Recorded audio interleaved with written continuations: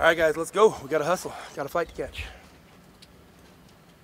So conference awards, what do you just make of what you saw? To be honest with you, I haven't really looked at them that close. I mean, I know UCLA, won a bunch of them, and they should have. They've had an amazing year, and then I heard that, Umar and Zoo were first team All-Pac, and Zoo was Umar was the most improved player, so well deserved. And the guys have had great seasons, but we're focusing right now on the basketball we still have to play. What did Umar do this year to warrant most improved player? He worked really hard. He's gotten better. He made a significant jump from last year to this year, and that's a credit to him. I mean, it's a credit to him and a credit to the guys on our staff for doing a great job and working with it and having a vision to help him improve. And he had the work ethic to do the work. So I'm really proud of him. I know you want to obviously win the conference tournament, but do you extend the bench at all in order to kind of get guys? Hey, we're gonna go game to game. I mean, we'll see. I've had days, we're heading into games, and I've really wanted to extend the bench a little bit, but the game hasn't dictated that. So the games are the games, and when you play out, you make decisions accordingly in the games, and so we'll continue to do that. But I think we have some guys that are ready to help if needed. You'll be playing an opponent on Thursday that has beaten you this year. Yep. Is there an advantage to that on your end because you've already seen what they've been able to do to take? Yeah, I mean, listen, I don't know if there's an advantage or an advantage for them. I mean, they have confidence they can beat us. So, we're going to go out. The score's going to be 0-0. We're going to throw it up, and we're going to play to win. I mean, there's nothing more than that. I mean, we've had, more than just two teams that on this conference have beaten us this year, and it's just a sign that there's other good teams in the conference. So, we're ready for all comers. Did you think that Courtney might make all defense or Kyla might make all freshman?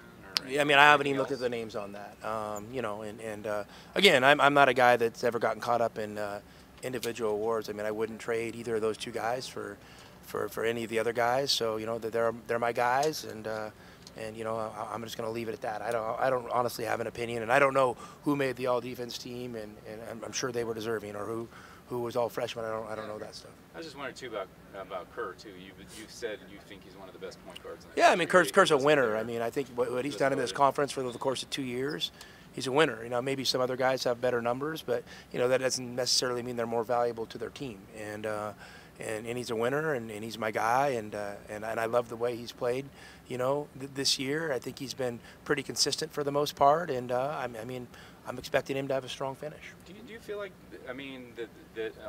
obviously there's a lot to play for this week, but just maybe individually, those guys gives them a little more if they felt like they should have got that honor or this honor? I mean, that's on them. I mean, we don't talk about that stuff. I mean, if you need more motivation this time of year, I mean, you probably got to look in the mirror. And it's single elimination tournament. So you win, you advance, you lose, you go home. And I don't know what motivates individuals more than that. Did you see anything with Courtney and his body language on Saturday where he looked frustrated? I mean, obviously Courtney didn't play a good game, but he's played so well this season, especially the last half of conference season. I think he was really, really good, and he just had a bad night. He's got to bounce back, and he's a high character guy, and I know he will. Do you kind of tell him to flush that game away, or sit there and watch it? And I mean, of course you learn from it. But we're not going to let it stick with us. I mean, you're playing obviously a great team on their home floor on senior night with seniors that are their main contributors. I mean, that's a lot. So yeah, I mean, you could have played really well at UCLA that night and lost by 3 or 4. I mean, that's how it goes. So on the road. So yeah, we're not that hasn't stuck with us at all. And hopefully we'll learn a few things from it. And I know I've moved on, and I'm pretty sure the players have too. Anything else you're looking forward to accomplishing this week, or goals? I mean, I know you're probably not thinking about seeding or. Nope. I mean, I'm not thinking about any of that. I mean, that stuff. Listen, if you're worried about that stuff after 31 game regular season, I think you're focused on the wrong things. I think it's about getting your team to to be cohesive, to show their trust in each other, show their trust in the system, and you go out and you get in these tournaments and you let it rip. And that's going to be our mindset. Because there's one theory that maybe you need a game or two to win to stay kind of in one of the first weekends that's nearby. You're a way better theorist than I am, Bruce. So I'm going to let you run with your theories, and you can write whatever you want to write, and I'll probably agree with you.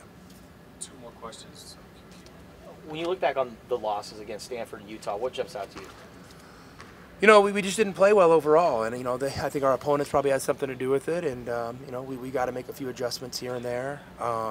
maybe to counteract some of the things they're trying to do to us. And but all in all, I mean, I look at those teams and they have talented players. They have talented players and they have a plan. And when you have talented players and a plan that's executed, I mean, you can have some tough nights, and we did. So, I'm looking forward to the opportunity to see how we are this time out. Are the scouts relatively simple at this point because in terms of you won't know who won until late Wednesday, but at the same time you've already played these teams? I mean, yeah, I think you're going to have a general idea of what you want to accomplish in both games, and a lot of it is you're going to double down on the things that you do and hopefully do well. They're quick turnarounds, but again, you have a familiarity with these teams, so I think we'll be able to go into the game, comfortable with our game plan and feel like we haven't been shorted. So no, I'm fine with the quick turnaround.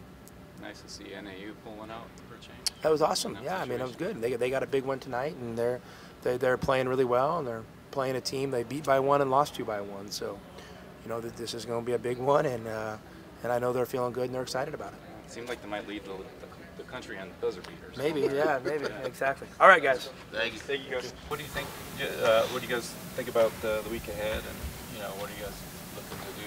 It looks like either way you're playing a team that beat you. Yeah, it's we just practice that stuff, how they beat us, so we got better at it. I think we'll adjust and play better against them. What stands out to you about the losses to Stanford and Utah from earlier this year? I don't know, it was early at the season against Utah. Maybe we came after Maui. We didn't really take it as serious and as the next games, but we learned from it, and we learned from Stanford. We always responded after our losses, so we'll learn. Sorry, do you think most of those issues have come on the defensive side of the ball more than offensively?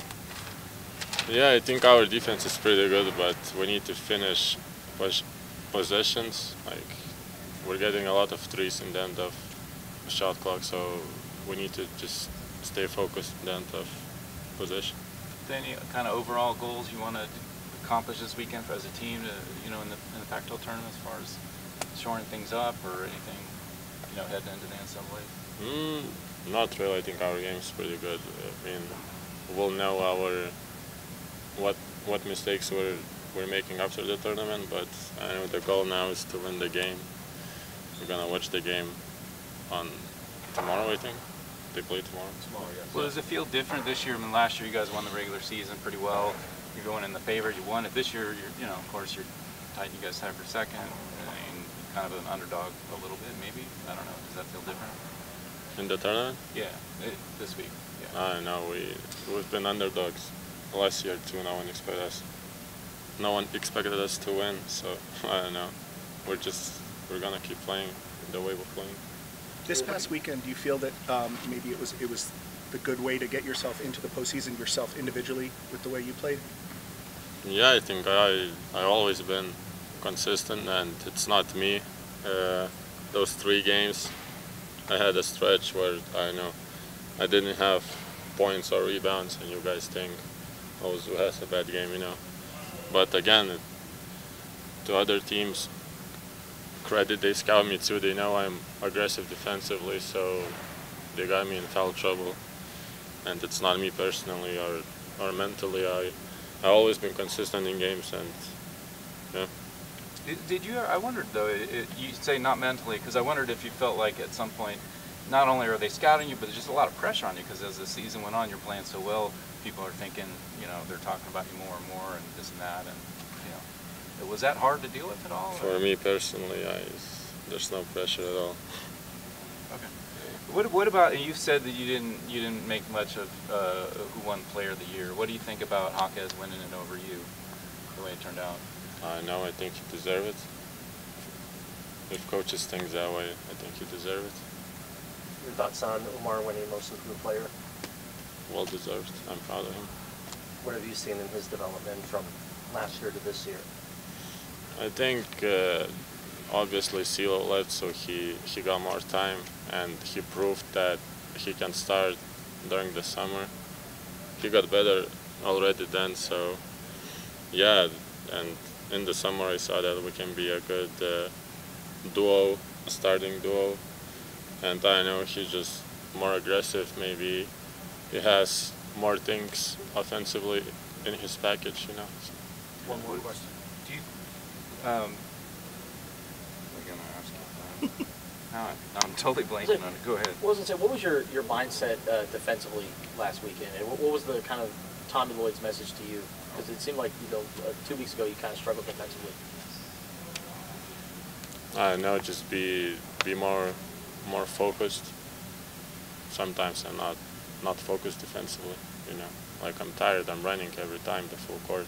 So you need to understand, like sometimes I'll kind of rest, you know, defensively, but I can't do that. So that's what I'm trying to fix right now. And that ASU game in particular, why do you think you struggled defensively? Didn't take it serious. I didn't respect the big guy, and he scored on me twice. So The one thing I want to ask you was, I think you're the first guy in 17 years to lead the conference in Pac-12 in scoring and rebounding. Does that mean anything to you, or were you aware of that? Or? yeah, that's pretty cool. It's I it's mean, a long was that time a goal? ago. Yeah. Yeah. No, that wasn't a goal. All right. Thanks, sir. Thanks. Thanks. Appreciate it.